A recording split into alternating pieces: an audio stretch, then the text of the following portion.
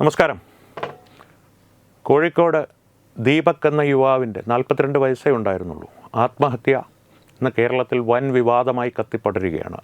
അതിന് ഉത്തരവാദി എന്ന് തന്നെ കേരള സമൂഹം വിശ്വസിക്കുന്ന ഷിംജിത മുസ്തഫയുടെ പേരിൽ ആത്മഹത്യാ പ്രേരണയ്ക്ക് കേരള പോലീസ് കേസെടുത്തു കഴിഞ്ഞു. ഷിംജിത മുസ്തഫ ഒളിവിലാണ് എന്നുള്ളതാണ് ഒടുവിൽ പുറത്തു വരുന്ന വാർത്തകൾ. ഈ വാർത്തകളുടെയും ഈ ആത്മഹത്യയുടെയും പശ്ചാത്തലത്തിൽ കേരള സമൂഹം ഒരുമിച്ച് തന്നെ ഏതാണ്ട് ഒരേ സ്വരത്തിൽ തന്നെ ദീപക്കിന് നീതി വേണമെന്ന് ആവശ്യപ്പെടുന്നു, അല്ലെങ്കിൽ അലമുറയിടുന്നു എന്ന് തന്നെയാണ് നമുക്ക് കാണുവാൻ സാധിക്കുന്നത്. ഒറ്റപ്പെട്ട സ്വരങ്ങൾ ഷിംജിതയുടെ ഒരു പിന്തുണയായി ഉയരുന്നുണ്ട്. ഇതുവരെ ഇരകളല്ലായിരുന്നു, പെൺകുട്ടികളല്ലേ ആത്മഹത്യ ചെയ്തിരുന്നത്, ഇനി മറുവശത്തും ആത്മഹത്യ ഉണ്ടാവട്ടെ തുടങ്ങിയ രീതിയിൽ തുടക്കത്തിൽ ചിലർ അഭിപ്രായ പ്രകടനങ്ങൾ സാമൂഹ്യ മാധ്യമങ്ങളിലൂടെ നടത്തിയിരുന്നു. എന്നാൽ ഇന്നത്തെ അവസ്ഥയിൽ, ഈ നിമിഷത്തെ അവസ്ഥയിൽ കേരള സമൂഹം ഏതാണ്ട് ഒറ്റക്കെട്ടായി തന്നെ ദീപക്കിന് വേണ്ടി അണിനിരക്കുകയാണ്. ദീപക് എന്തായാലും നമ്മെ വിട്ടുപോയി, അദ്ദേഹത്തിൻ്റെ കുടുംബത്തെ വിട്ടുപോയി. ആ കുടുംബത്തിൻ്റെ ദുഃഖത്തിൽ പങ്കുചേർന്നുകൊണ്ട് ഈ വിഷയത്തെ ഒന്ന് ഹ്രസ്വമായി അവലോകനം ചെയ്യേണ്ടതിൻ്റെ ആവശ്യകത വളരെ പ്രസക്തമാണ് ഇന്നത്തെ കാലത്ത്. കാരണം ഇപ്പോൾ അതിന് ഈ ഒരു അവലോകനത്തിന്, ഇത്തരത്തിലൊരു അവലോകനത്തിന് പ്രേരിപ്പിച്ച ഘടകം എന്താണ് എന്ന് ചോദിച്ചാൽ, ഈ കഴിഞ്ഞ ദിവസം സാമൂഹ്യ മാധ്യമങ്ങളിൽ അധികമാരും ശ്രദ്ധിക്കാതെ പോയ, എന്നാൽ ഞാൻ ശ്രദ്ധിച്ചൊരു കമൻ്റ്, ഒരു അഭിപ്രായ പ്രകടനമുണ്ടായി.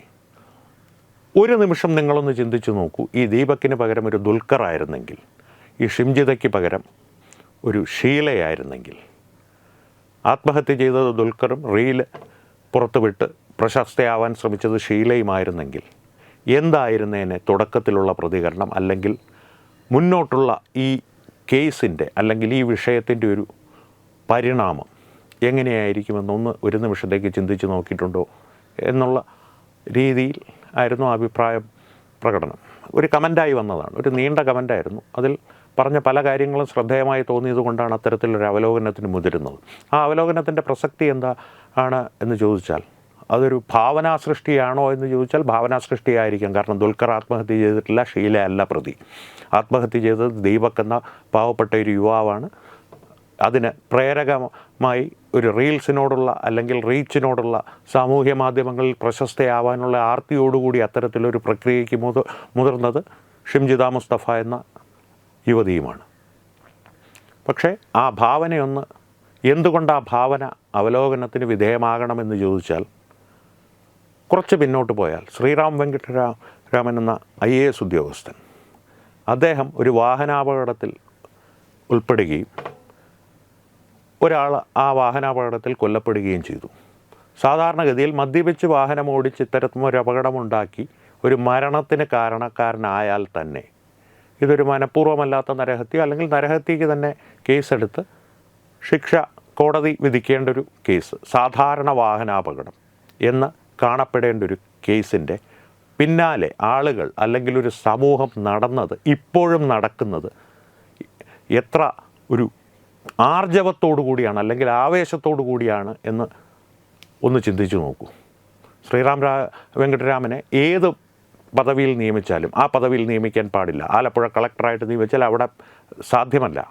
ഇങ്ങനെ ഒരു കൊലപാതകിയെ ഞങ്ങൾക്ക് വേണ്ട.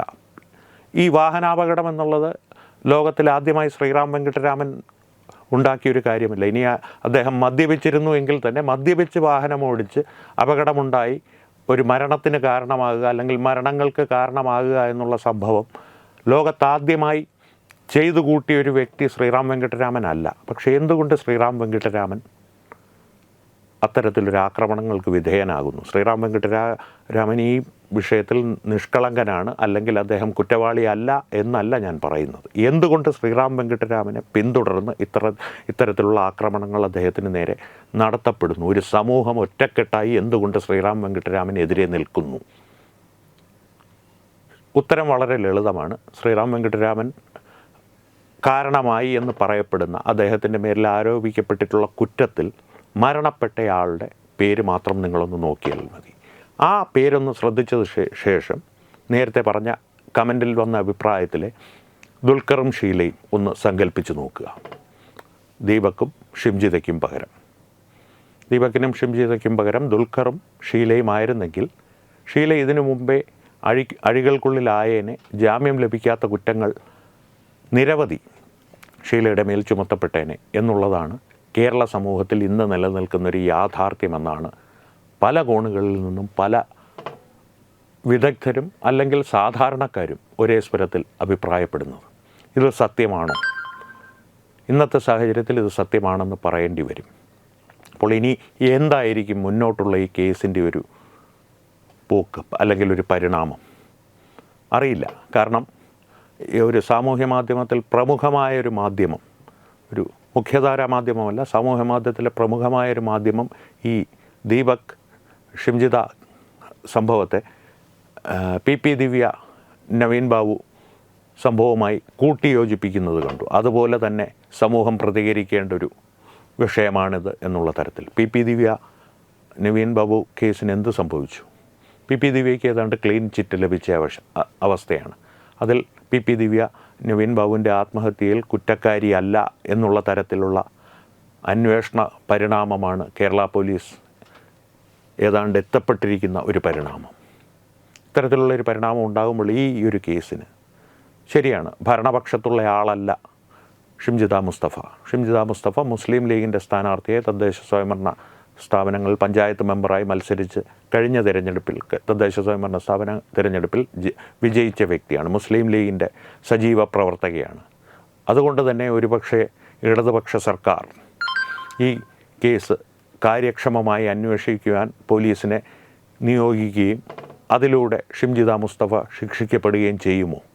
അറിയില്ല. കാരണം അധികാര കേന്ദ്രങ്ങൾ എന്നും സമരസപ്പെടുന്നത് ഒരു കുറ്റകൃത്യത്തിൻ്റെ കാര്യത്തിൽ അധികാര കേന്ദ്രങ്ങൾ അത് ഇടതായാലും വലതായാലും LDF ആയാലും UDF ആയാലും അവർ തമ്മിലൊരു പ്രത്യക്ഷത്തിലല്ലാതെ ഒരു അന്തർധാരാപരമായിട്ടുള്ളൊരു സമരസം ഉണ്ടാകുന്നത് കുറ്റാരോപിതർക്ക് പിന്നിൽ ഉറച്ചു നിൽക്കുവാനായിട്ടൊരു സംഘടിത സമൂഹം ഉണ്ടാകുമ്പോഴാണ്. ആ സംഘടിത സമൂഹത്തിൻ്റെ വോട്ട് ബാങ്കിൻ്റെ ശക്തിയിൽ LDFനും UDFനും ഒരുപോലെ വിശ്വാസവും ഭയവും ഉണ്ടെങ്കിൽ ഈ സമരസം ഉണ്ടായേക്കാം. ഷിംജിത മുസ്തഫയ്ക്ക് ക്ലീൻ ചിറ്റ് ലഭിച്ചേക്കാം.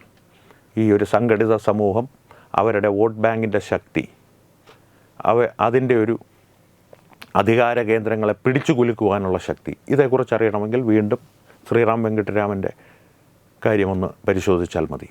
ആലപ്പുഴയിലെ സബ് കളക്ടറെ സബ് കളക്ടറല്ല, ആലപ്പുഴ ജില്ലയുടെ കളക്ടറായി അല്ലെങ്കിൽ ഏതെങ്കിലും ഒരു ഉന്നത സ്ഥാനത്തേക്ക് ഒരു IAS ഉദ്യോഗസ്ഥനെ കേരള സർക്കാർ നിയമിക്കുമ്പോൾ ആ നിയമനത്തെ പോലും അട്ടിമറിക്കുവാൻ ശക്തിയുള്ള ഒരു സമൂഹം കേരളത്തിലുണ്ടെങ്കിൽ ആ സമൂഹം ഒരുമിച്ച് ഷിംജിത മുസ്തഫയുടെ പിന്നിൽ ഉറച്ചു നിന്നാൽ, പ്രത്യക്ഷമായിട്ടല്ലെങ്കിൽ പോലും പരോക്ഷമായിട്ട്, ഇപ്പോൾ ഇത്രയും വിവാദമായ സ്ഥിതിക്ക് പ്രത്യക്ഷമായിട്ടുള്ള പിന്തുണ ഉടനെ ഉണ്ടാകുവാൻ സാധ്യതയില്ല. പക്ഷേ ഇനി അങ്ങോട്ട് ഉണ്ടായാൽ പരോക്ഷമായ പിന്തുണയാണെങ്കിൽ പോലും എന്ത് സംഭവിക്കുമെന്ന് കാത്തിരുന്ന് തന്നെ കാണണം.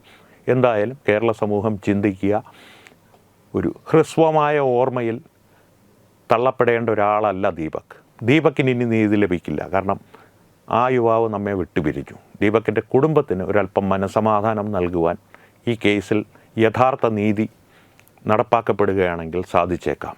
ഒപ്പം തന്നെ ഇനി ഇത്തരം പ്രശസ്തിയോടുള്ള ആർത്തി കൂടി, അല്ലെങ്കിൽ ആർത്തി മൂത്ത് എന്ന് തന്നെ പറയാം. ആർത്തി കൂടി എന്നുള്ളത് കുറച്ചൊരു സാംസ്കാരികമായിട്ട് പറഞ്ഞതാണ്, സംസ്കാരപരമായിട്ട് പറഞ്ഞതാണ്. ആർത്തി മൂത്ത് ഭ്രാന്തായ സ്ത്രീകൾ അല്ലെങ്കിൽ യുവാക്കളെ ഇനി ബലി കൊടുക്കുന്നതിൽ നിന്ന് തടയുവാൻ ഈ കേസിൽ കുറ്റാരോപിതയ്ക്ക് ലഭിക്കുന്ന ശിക്ഷ ഒരുപക്ഷെ കാരണമായേക്കാം. ആകുമോ എന്നുള്ളതാണ് ചോദ്യം.